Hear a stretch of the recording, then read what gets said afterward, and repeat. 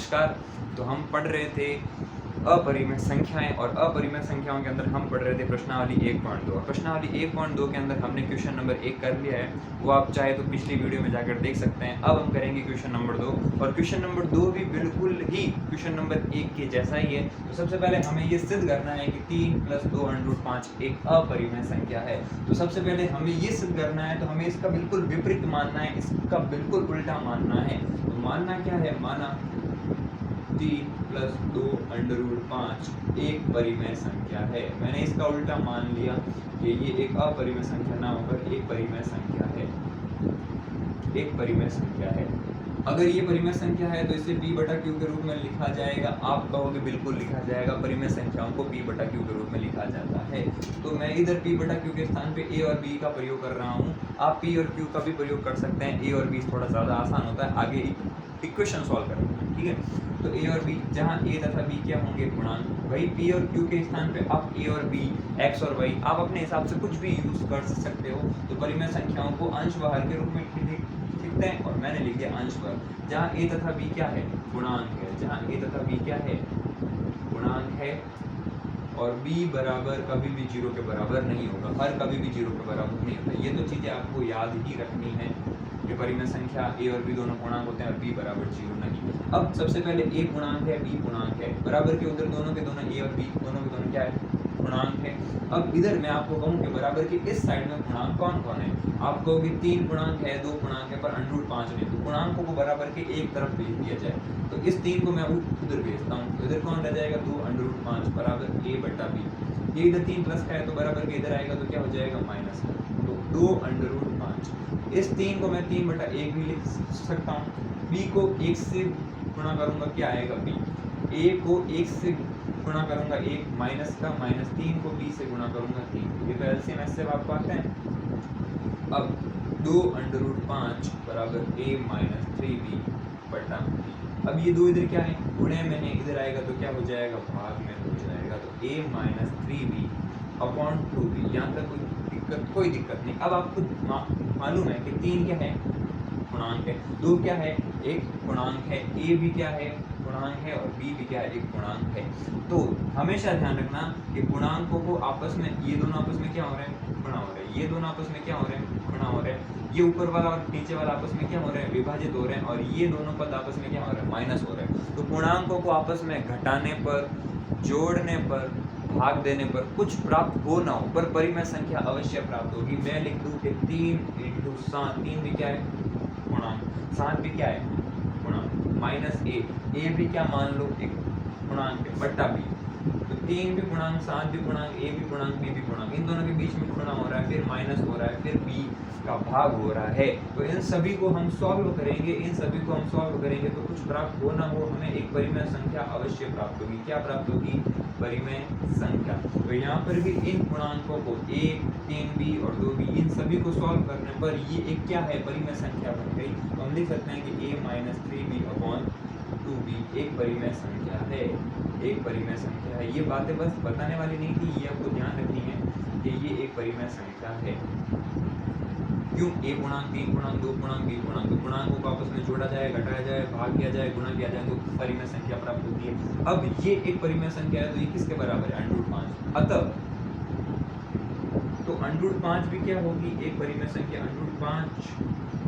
√5 एक परिमेय संख्या है, या फिर √5 एक परिमेय संख्या है। परंतु हम जानते हैं कि ये परिमेय संख्या नहीं है। √5 एक परिमेय संख्या नहीं है। हमने पिछले वाले क्वेश्चन के अंदर ही सॉल्व करा था। तो √5 एक परिमेय संख्या नहीं है, परंतु इससे इस बात का विरोधाभास प्राप्त होता है। इससे इस बात का विरोधाभास प्राप्त होता है कि √5 एक अपरिमेय संख्या है। √5 एक अपरिमेय संख्या है। क्यों? √5 एक अपरिमेय संख्या है, परंतु यहाँ पे क्या आ रहा है? परिमेय संख्या। और ये विरोधाभास किस कारण से हुआ? और ये विरोधाभास किस कारण से हुआ? ये विरोधाभास हमारी गलत कल्पना के कारण हुआ। यह विरोधाभास हमारी गलत कल्पना के कारण हुआ कि √5 इधर लिख देते हैं आगे ऊपर। हमने गलत कल्पना क्या की थी? हमने गलत कल्पना क्या की थी कि √5 एक परिमेय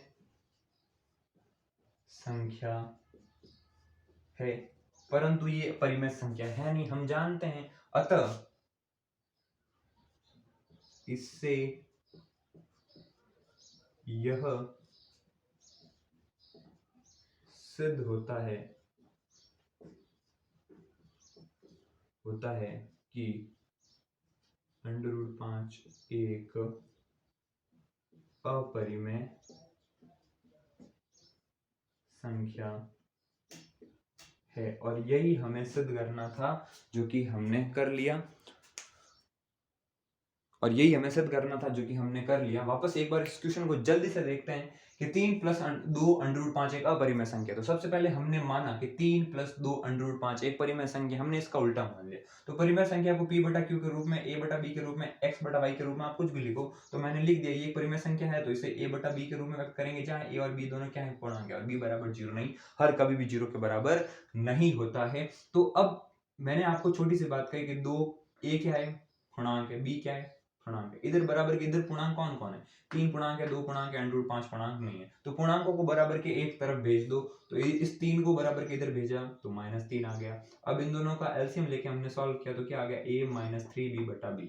अब 2 इधर क्या है? पूर्णांक है, इसको भी इधर भेज दो, 2 इधर गुणे में इधर आएगा तो क्या हो जाएगा? भाग में।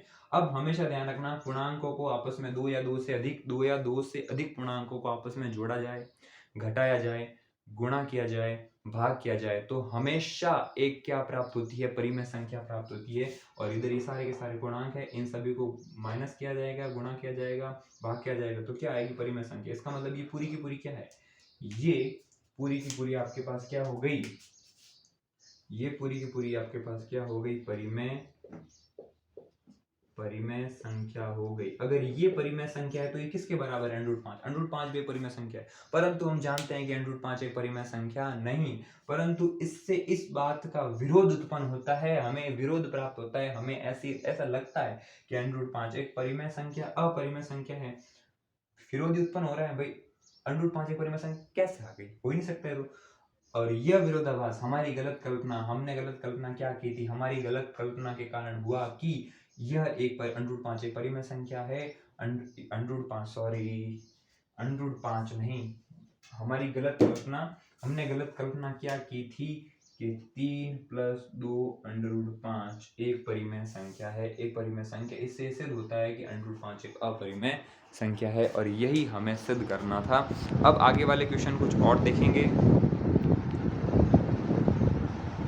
आगे वाले क्वेश्चन 2 हमने कर लिया। क्वेश्चन 3 बिल्कुल इसके सेम टू सेम है, ये आप नोट करना चाहे तो नोट कर लीजिएगा। अब क्वेश्चन नंबर 3 हम देखते हैं। वापस क्वेश्चन सारे के सारे सेम है। आज हम ये प्रश्नावली कर लेंगे और अगले वीडियो में अगली वाली प्रश्नावली को देखेंगे। तो क्वेश्चन नंबर 3 के 2-3 क्वेश्चन और हैं वो हम सॉल्व कर लेते हैं। क्वेश्चन नंबर 3 आंसर, और क्वेश्चन नंबर 3 का सबसे फर्स्ट क्वेश्चन करते हैं। सबसे पहले 1/√2 हमें सिद्ध करना है कि 1/√2 एक अपरिमेय संख्या है। वापस वो क्वेश्चन हमें सिद्ध करना है 1/√2 एक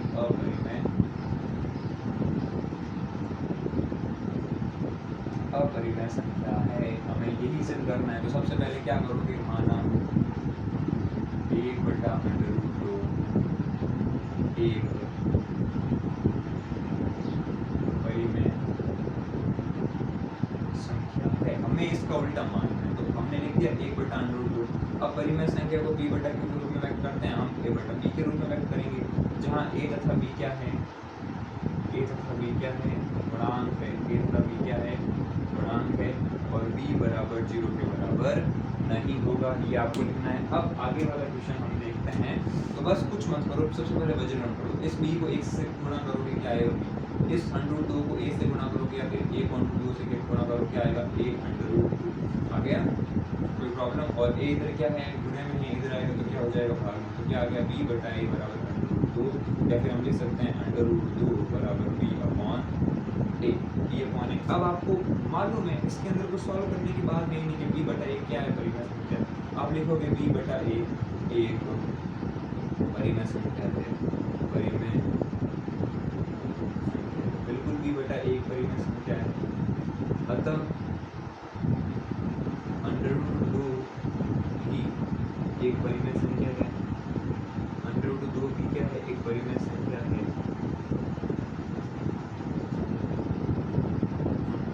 वही b बटा a परिमेय संख्या, एक परिमेय संख्या को a बटा b के रूप में लिखो या फिर b बटा a के रूप में लिखो। b बटा a एक परिमेय संख्या है और ये किसके बराबर है, √2, तो √2 भी एक परिमेय संख्या होगी, परंतु इससे इस बात का विरोधाभास प्राप्त होता है। किस बात का विरोधाभास प्राप्त होता है, बताइए आप जल्दी।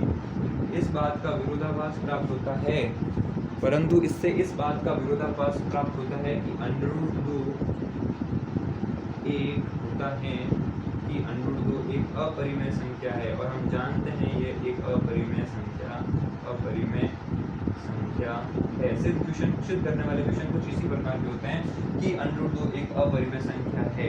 और ये विरोधाभास हमें क्यों हुआ, विरोधाभास का मतलब क्या, विरोध का आभास होना, एक गलत चीज होने का आभास होना, किसी का गलत होने का आभास होना कि ये गलत है, ये √2 एक परिमेय संख्या नहीं है, हम जानते हैं ये परिमेय संख्या, हम जानते हैं ये परिमेय संख्या नहीं है, तो हमारे मन में सीधे आ गया कि परिमेय संख्या नहीं है। तो इससे हमें क्या हो गया, विरोध का उत्पन्न हो गया, हमारे मन में एक विरोध उत्पन्न हो गया, एक विरोध का आभास हो गया। और यह विरोधाभास, और यह विरोधाभास क्यों हुआ, यह विरोधाभास क्यों हुआ, यह विरोधाभास हमारी गलत कल्पना के कारण हुआ, गलत कल्पना के कारण हुआ कि 1 बटा √2, हमने गलत कल्पना क्या की, हमने क्या माना था कि 1 बटा 2 एक परिमेय, 1 बटा √2 एक परिमेय संख्या है। अतः इससे सिद्ध होता है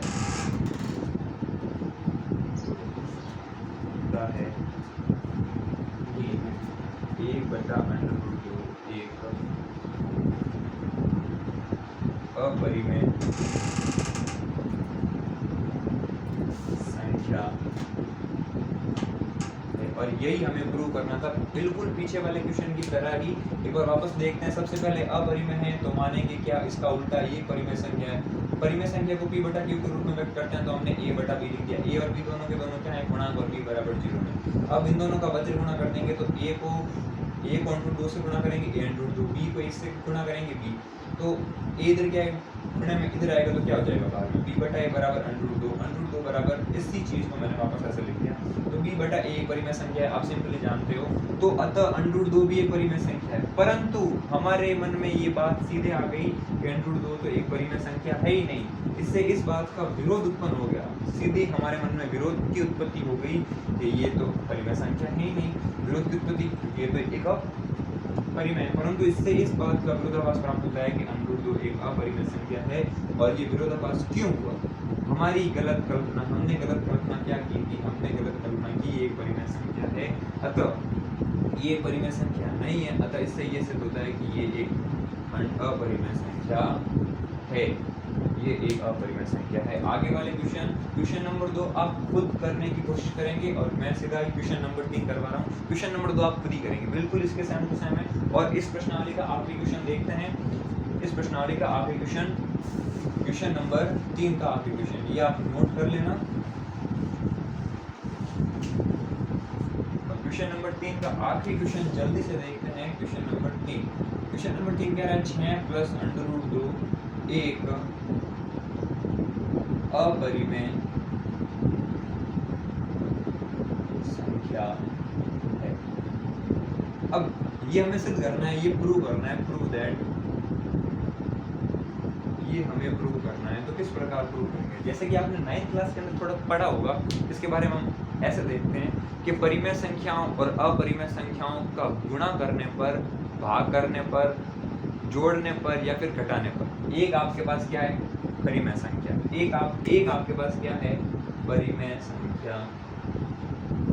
एक आपके पास परिमेय संख्या है और दूसरी आपके पास क्या है? अपरिमेय संख्या। अपरिमेय संख्या। तो परिमेय और अपरिमेय संख्याओं को जोड़ोगे तो क्या आएगा? अपरिमेय संख्या। इन दोनों को जोड़ोगे, इन दोनों को आपस में जोड़ोगे तो क्या आएगा? अपरिमेय संख्या। घटाओगे तो क्या आएगा? अपरिमेय संख्या। गुणा करोगे तो क्या आएगा? अपरिमेय संख्या। और भाग करोगे तो क्या आएगा? अपरिमेय संख्या। ये बातें ध्यान रखने वाली, और वो भी आगे कंडीशन पे। बस ये छोटी सी चीज आपको ध्यान रखनी, जैसे कंडीशन चेंज होती है तो इसमें भी थोड़ा परिवर्तन आता है। सबसे पहले देखिएगा, अब हमें ये सिद्ध करना है कि ये एक अपरिमेय संख्या है। तो सबसे पहले इसका विपरीत मानेंगे, माना 6 प्लस अंडर रूट 2 एक परिमेय संख्या है। मान लिया कि 6 प्लस अंडर रूट 2 एक परिमेय संख्या है, तो परिमेय संख्या को किस रूप में व्यक्त कर सकते हैं? p बटा q के रूप में। हम p बटा q के स्थान पे a और b का लिख देंगे। a तथा b दोनों क्या हैं? a तथा b गुणांक है। a तथा b दोनों के दोनों क्या है? गुणांक है। और b बराबर नहीं है 0 के। अब वापस अंडर रूट 2 एक गुणांक नहीं है, 6 एक गुणांक है, तो उसको उधर भेज दो। इधर कौन बचेगा? Under root 2। इधर आ जाएगा a बटा b माइनस 6। a गुणांक, b गुणांक, 6 गुणांक। गुणांक को आपस में भाग करो या फिर घटाओ, क्या आएगा? परिमेय संख्या। तो आपको मालूम है a बटा b माइनस 6 एक परिमेय संख्या है। एक परिमेय संख्या है। अगर ये परिमेय संख्या है तो किसके बराबर है? Under root 2। अतः अंडर रूट 2 एक परिमेय संख्या है। एक परिमेय संख्या है। परंतु ये बात जब मैंने लिखी तभी आपके मन में आ गया कि ये तो एक परिमेय संख्या है ही नहीं, एक परिमेय संख्या नहीं है। परंतु क्यों ये परिमेय संख्या क्यों नहीं है? तो एक अपरिमेय संख्या है। परंतु इससे इस बात का विरोधाभास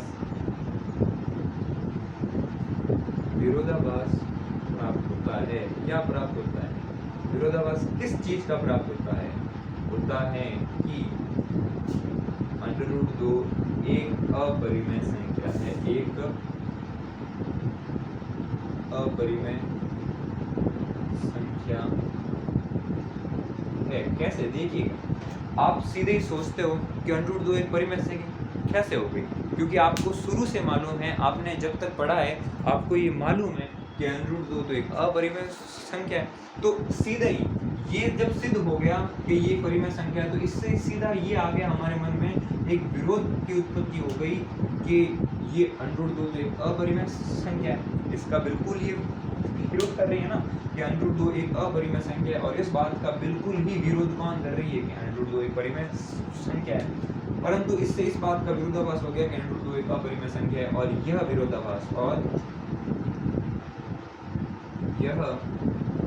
विरोधाभास किस कारण हुआ? यह विरोधाभास हमारी गलत कल्पना, हमने गलत कल्पना क्या की थी? 6 प्लस अंडर रूट 2 एक परिमेय संख्या है। अगर ये कल्पना गलत है तो सही क्या है? कि ये अपरिमेय संख्या है।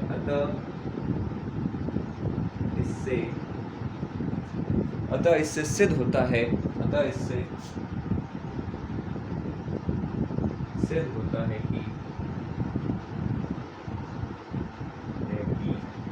6 प्लस √2 एक अपरिमेय संख्या है। तो ये हमारी पहली प्रश्नावली थी जो वास्तविक संख्या। इस क्वेश्चन को आप नोट करना चाहो तो नोट कर लेना। और ये हमारी पहली प्रश्नावली वास्तविक संख्या आज पूर्ण हो चुकी है, जिसके अंदर कुछ टॉपिक जो थे वो कट गए हैं दशमलव प्रसार वाले। तो हमने प्रश्नावली 1.1 कर ली, जो कि कौन सी थी आपके पास, अंक गणित की आधारभूत प्रमेय। और प्रश्नावली 1.2 जो पहले 1.3 थी, 1.2 है अपरिमेय संख्याओं का पुनर्भ्रमण, जिसके अंदर हमने ये सीखा कि किसी अपरिमेय संख्याओं को अपरिमेय संख्या सिद्ध कैसे करना है, वो हमने सिद्ध करना सीख लिया। ये क्वेश्चन इंपॉर्टेंट है, एग्जाम की दृष्टि से पूछा जा सकता है। और साथ में ये हमारा पहला टॉपिक वास्तविक संख्या आज कंप्लीट हो चुका है। कल से हम नया टॉपिक स्टार्ट करेंगे और कल से हम दूसरी प्रश्नावली स्टार्ट करेंगे। उम्मीद है आपको प्रश्नावली 1 समझ में आई होगी। तो ये आज हमारी प्रश्नावली 1 हो चुकी है कंप्लीट। और इस क्वेश्चन का क्वेश्चन नंबर 3 का दूसरा आप खुद करने की कोशिश करोगे बिल्कुल इसी प्रकार। तो उम्मीद है आपको समझ में आया होगा। धन्यवाद।